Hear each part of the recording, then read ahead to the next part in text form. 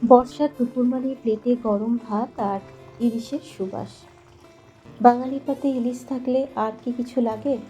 আজকে শেয়ার করব ইলিশ মাছের খুব সহজ রেসিপি। খুব কম উপকরণে ইলিশ মাছের এই রেসিপিটা কিন্তু চটজলদি বানানো যায় আর খেতেও খুবই টেস্টি হয়। দেখো, এখানে প্লেটের মধ্যে নিয়ে নিয়েছি ইলিশ মাছ। ইলিশ মাছটাকে ভালো করে ধুয়ে পরিষ্কার করে রেখেছি। এবারে মাছের মধ্যে দিয়ে দেবো হাফ চা চামচ মতো হলুদ গুঁড়ো আর দিয়ে দেবো স্বাদ মতো নুন।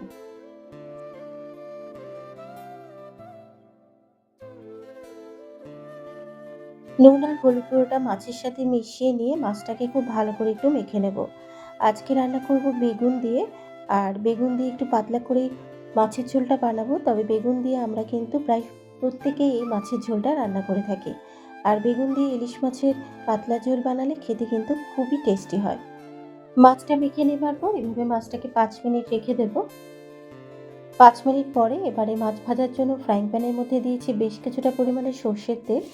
এবারে তেলের মধ্যে নুন হলুদ গুঁড়ো মাখানো মাছটাকে তেলের মধ্যে দিয়ে দেবো। প্রত্যেকটা মাছ তেলের মধ্যে দেবার পর এবার মাছগুলোকে হালকা করে ভেজে নেব। আর ইলিশ মাছ কিন্তু বেশি ভাজলে খেতে একদমই ভালো লাগে না, তাই হালকা করে ইলিশ মাছগুলোকে ভেজে নিলাম। মাছগুলোর দুপিটি যখন হালকা করে ভেজে নেওয়া হয়ে যাবে, এবার মাছগুলোকে তুলে নিচ্ছি। মাছ ভেজে তুলে নেবার পর ওই তেলের মধ্যে বেগুনটাকেও ভেজে নেব। এখানে বেগুনটাকে একটু লম্বা করে এইভাবে কেটে নিয়েছি। আর বেগুন ভাজতে কিন্তু খুব বেশি সময়ও লাগে না। বেগুনের মধ্যে খুব সামান্য পরিমাণে একটু হলুদ গুঁড়ো আর স্বাদ মতো একটু নুন দিয়ে দিলাম। নুন আর হলুদ গুঁড়োটা বেগুনের সাথে মিশিয়ে নিয়ে বেগুনটাকে একটু ভালো করে ভেজে নেব। বেগুনটা ভাজা হতে হতে এবার একটা মশলা রেডি করে নেব। একটা বাটির মধ্যে নিয়ে নিচ্ছি হাফ চা চামচ হলুদ গুঁড়ো, হাফ চা চামচ জিরের গুঁড়ো, কালারের জন্য হাফ চা চামচ কাশ্মীরি লঙ্কার গুঁড়ো, স্বাদ মতো নুন, আর দিয়ে দেবো খুব সামান্য পরিমাণে একটু জল। এবারে জলের সাথে সমস্ত গুঁড়ো মশলাগুলোকে মিশিয়ে নেব। মাছের ঝোলের জন্য মশলাটা রেডি করে নিয়েছি। এর মধ্যে বেগুনটাও ভাজা হয়ে গেছে, এবার বেগুনটাকেও তুলে নেব।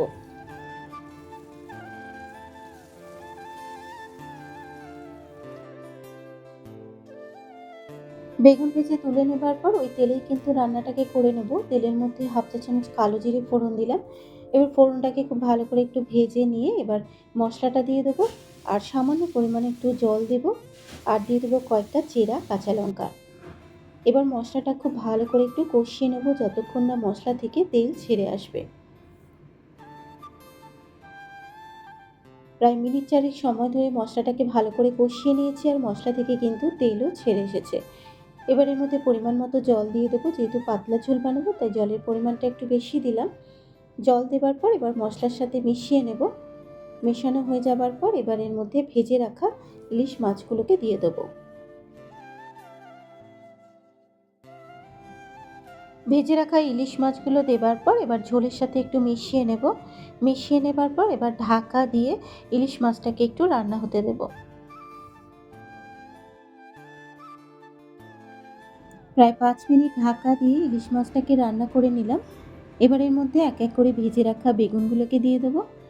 আর বেগুনটা আমি সবার শেষে দিলাম, কারণ বেগুন আগে দিলে কিন্তু বেগুনটা গলে যায়, তাই বেগুনটাকে সবার শেষেই দিলাম।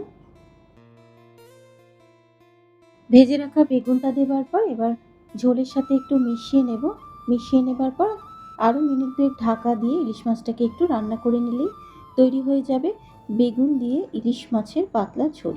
আর গরম ভাতের সাথে এই বেগুন দিয়ে ইলিশ মাছের পাতলা ঝোলটা খেতে কিন্তু বেশ ভালো হয়েছিল। কেমন লাগলো রেসিপিটা অবশ্যই কিন্তু একটা কমেন্ট করে জানিও। তাহলে চলো এখনকার মতো টাটা।